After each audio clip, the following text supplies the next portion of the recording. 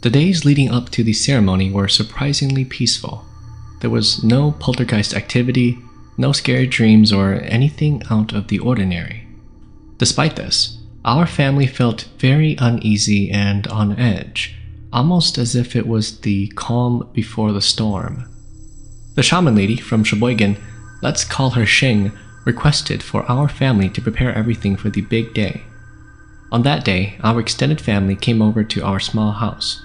There were a total of 6 families, all of whom brought along their children to help out. Here is where the strange events began to occur. One of our aunts brought along her newborn baby. The baby had began learning how to crawl. When their family arrived, I couldn't help but find the baby to be so cute, so I was able to babysit him while my aunt helped out my mom and the ladies. After a few minutes, I noticed the baby staring off into the dark spots around our house. At first, I didn't think anything of it, until he started to frown and began to cry. I'd hush the baby and face him away from whatever he was looking at. I imagined that whatever the baby was seeing must have been the entity that was haunting us. Even though we had a lot of people inside of the house, I couldn't help but feel a little chilly. Since this was during the summer, we had the windows opened and the AC off, and yet I sniffled and the tip of my nose was cold. Furthermore, I don't know if it was just me, but I just felt drained of energy, like I didn't want to do anything and could only do small tasks. It wasn't until a few hours later that the shaman finally showed up to our doorstep, and this is where my world was turned upside down. Sheng was a young lady in her early 20s who arrived with her husband. She stood around 5 feet tall and was very beautiful. Her husband was equally good-looking and stood much taller than her. He helped carry her bag along with some other equipment and tools. After some chatting and getting to know each other, the ceremony began. Everything Sheng did, she did with grace and precision. She moved quickly yet firmly as she set up her altar and adjusted the bench. Before she was going to begin the Waneng, something strange happened. Sheng instructed my father to go to their room and dig through their dresser.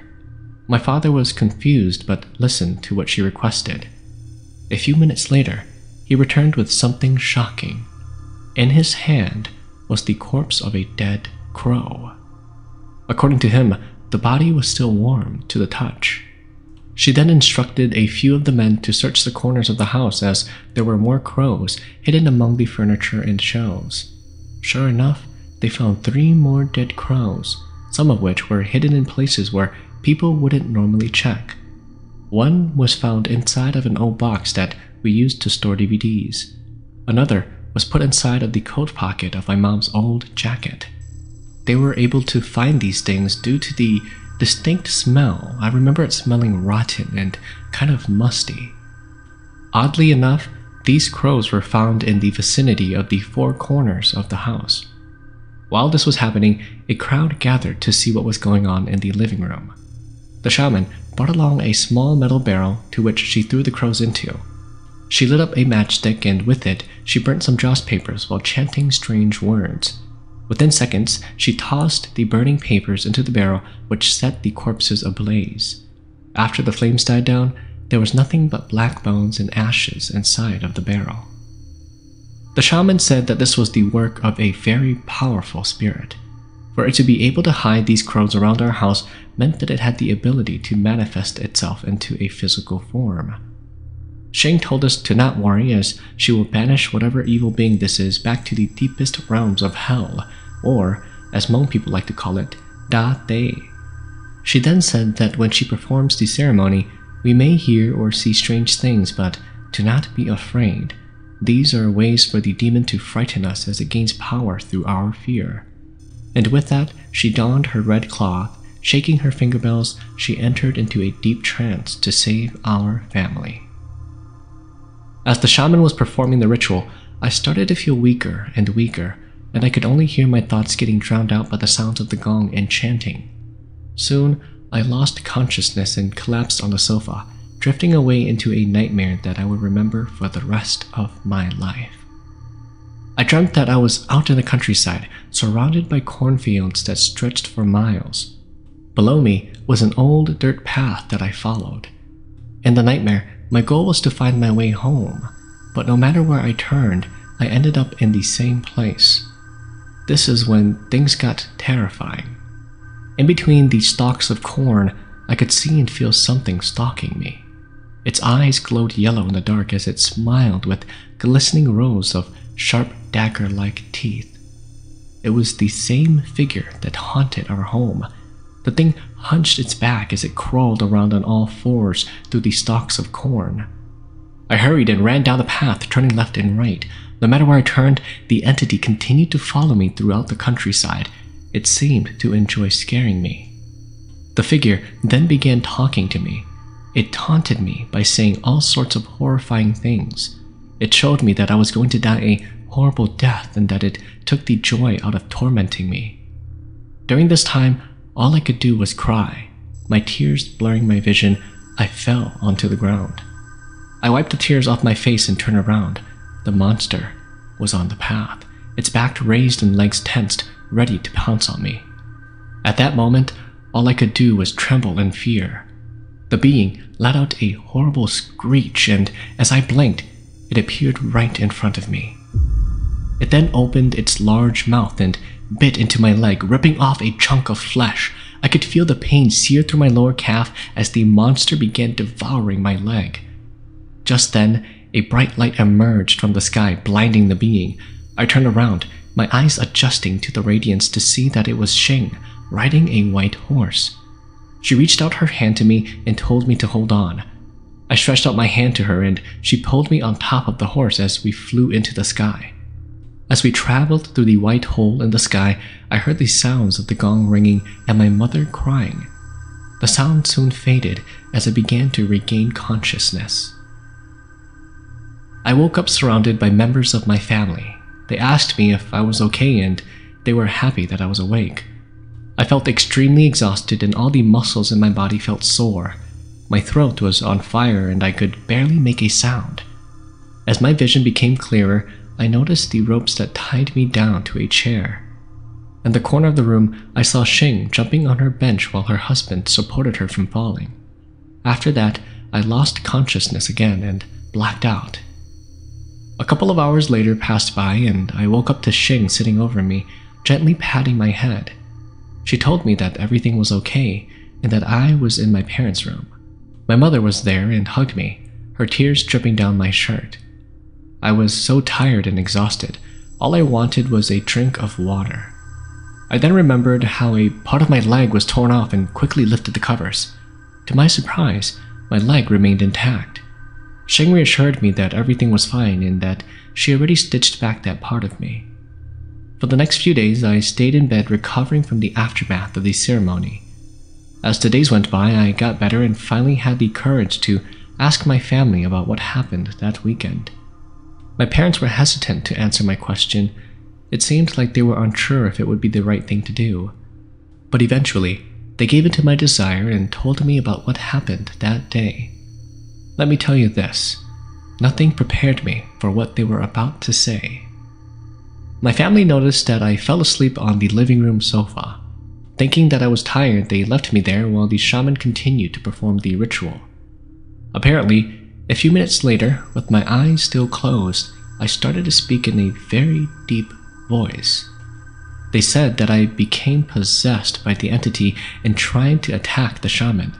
Luckily, the husband took note of this and ordered for me to be held down while Shing finished her trance. The story goes that my brother and uncles held me down, but I was still too strong, so much so that they couldn't overpower me.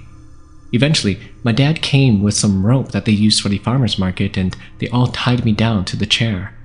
During this battle, as I was possessed, Shing and the entity fought back and forth, and she yelled for the being to get out of my body. My entire family heard a deep, manly voice come from my mouth as I cursed at Shing and said all sorts of horrible things.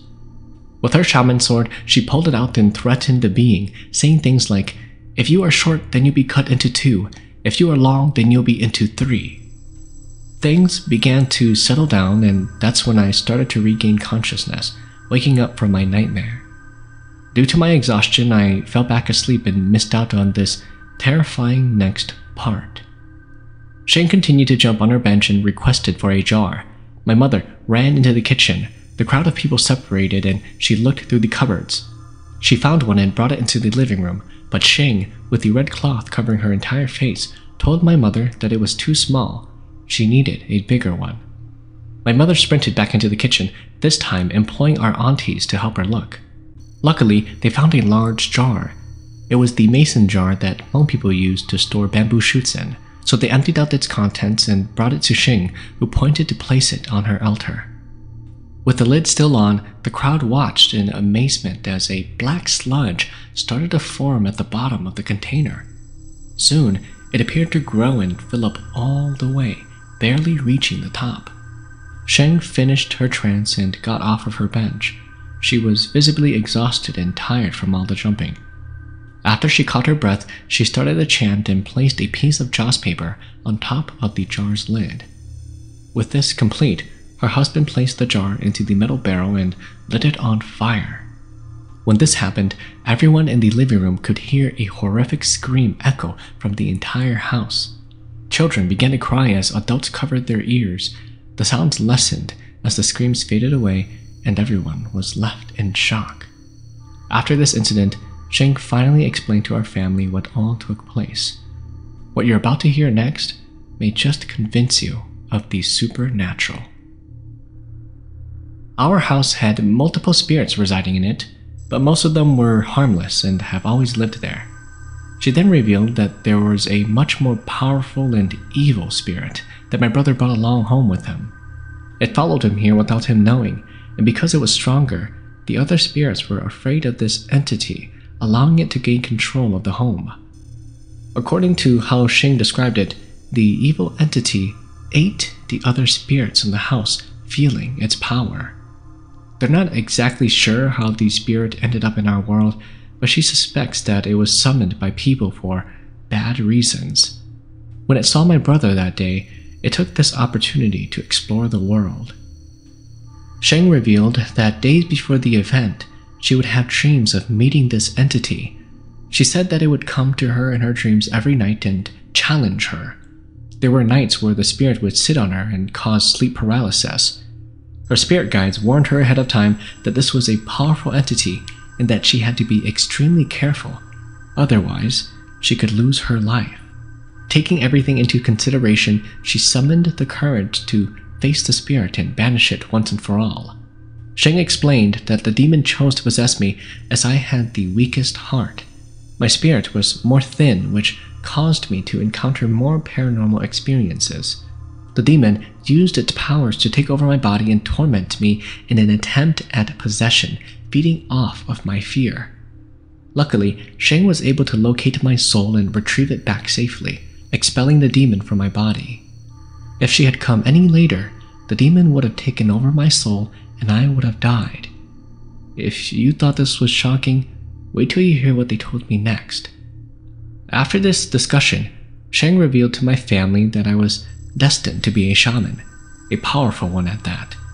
Not only so, but she was supposed to be my master. For some reason, it seems that the strings of fate had tied us together, and through this event, my shaman guides have begun to rise. I was astonished.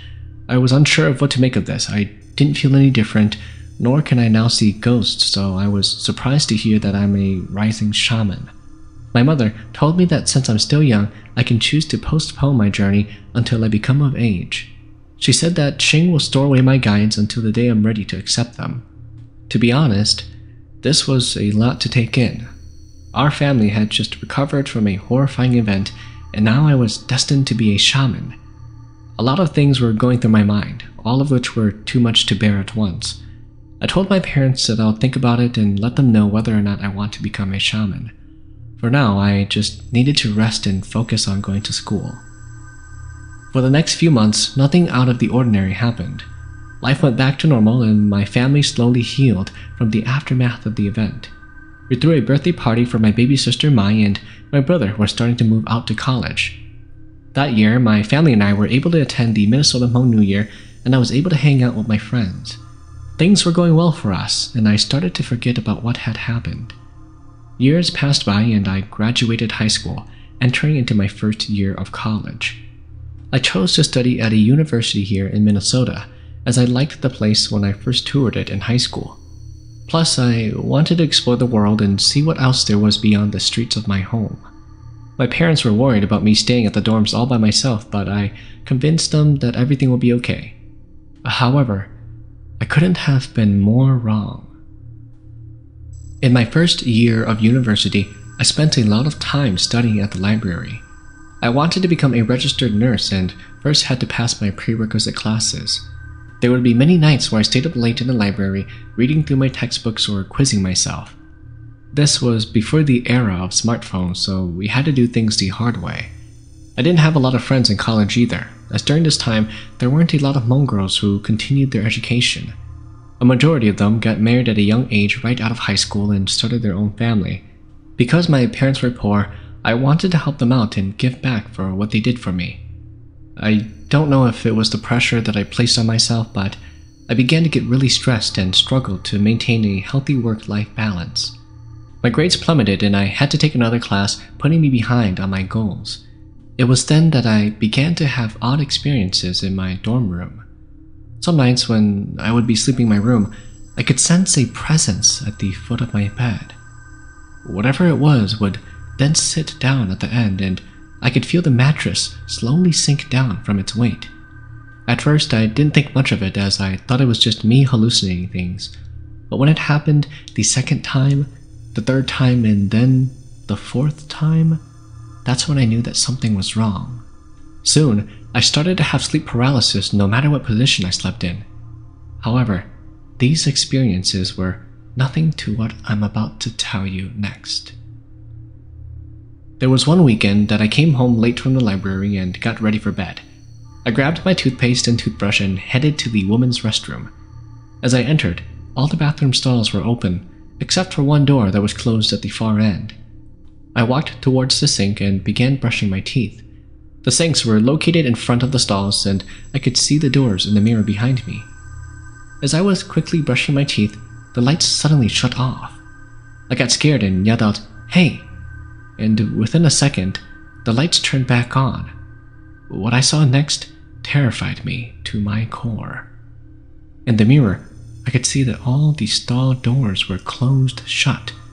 The only one that was open was the one at the far end, the one that I thought someone was in. I immediately rinsed my mouth, speeding out of the bathroom and into the hallway, afraid that something might be chasing me.